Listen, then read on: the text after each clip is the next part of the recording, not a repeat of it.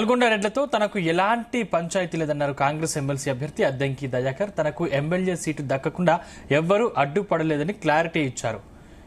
20 ఏళ్లుగా పార్టీ విధేయుడుగా ఉన్నందుకు మంచి గౌరవం దక్కిందన్నారు.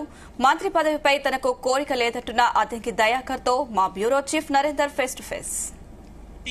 రాష్ట్ర నేతల్లో అందరి ఏకాభిప్రాయాన్ని పొందినటువంటి అద్దంకి దయాకర్ మన దగ్గర ఉన్నారు. ఎమ్మెల్సీగా ఎంపికయ్యారు, ప్రస్తుతం మన దగ్గర ఉన్నారు. ఎట్లా ఫీల్ అవుతున్నారు? మొదటి నుంచి ఇక్కడ రాష్ట్ర కాంగ్రెస్ లో ఎవరు కూడా మిమ్మల్ని వ్యతిరేకించలేదు. అనుకున్నట్టుగా మేము జీనియస్ కూడా మొదటి నుంచి అద్దంకి దయాకర్ పేరు వస్తుందని చెప్పినా అనుకున్నట్టు వచ్చింది. మీరు ఎట్లా ఫీల్ అవుతున్నారు? సంతోషం ఉంది, బాధ్యతతో కూడిన సంతోషం. కాబట్టి ఈ సంతోషాన్ని ఒక ప్రజా సమస్యల పరిష్కారానికి తీసుకుపోయే దిశగా నేను ప్రయత్నం చేస్తా. ఇది కొత్త అనుభవమే అవుతుంది ఎమ్మెల్సీ అయింది. ఎందుకంటే నేను అధికారంలో ఎప్పుడు లేని 20 ఏళ్ల ప్రజా జీవితంలో ఎప్పుడు ప్రజాపక్షాన ఉండి పోరాడే వరకే ఉన్నా. ఇప్పుడు పరిష్కరించే బాధ్యత కూడా ఉంటుంది. ముఖ్యమంత్రి గారితో కేబినెట్ తో కలిసి ఏ విధంగా దాన్ని పరిష్కరించాలో నా వంతు కృషి చేస్తా. ఎన్నో త్యాగాలు చేశారు. మొన్నదాకా శామ్యుల్ దగ్గర టికెట్ రాకపోయినా ఫీల్ కాలేదు. మన వరంగల్ టికెట్ గురించి ఎక్స్పెక్ట్ చేసినా కూడా అక్కడ మిస్ అయింది. ఇప్పుడు ఈ ఓపికకు ప్రధాన కారణం ఏంటి కాంగ్రెస్ పార్టీలో? అంటే ఇప్పుడు నేను నా ముందున్న వాళ్ళు చేసిన త్యాగాలను చూస్తుంటా.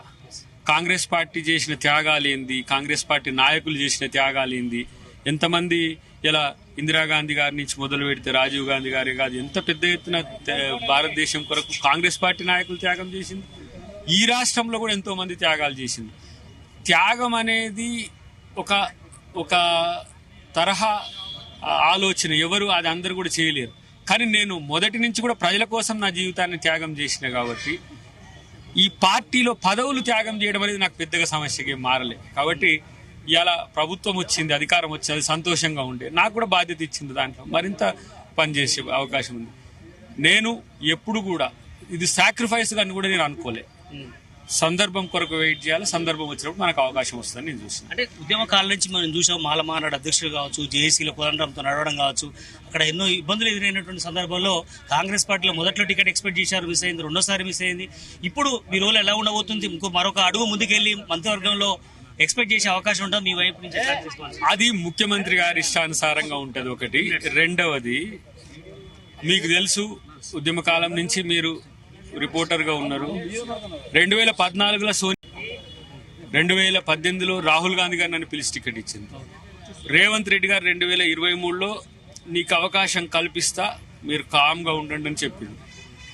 అవకాశం కల్పించడమే కాదు, అన్ని రకాల ఆలోచనలు నాకు చెప్పిండు కాబట్టి నేను ఎంత ప్రశాంతంగా ఉండగలిగిన, పార్టీ కొరకు సమయం ఇవ్వగలిగిన, అధికారంలో లేకపోయినా అవకాశం రాకపోయినా నిజాయితీగా కొట్లాడగలిగే ప్రయత్నం చేసిన.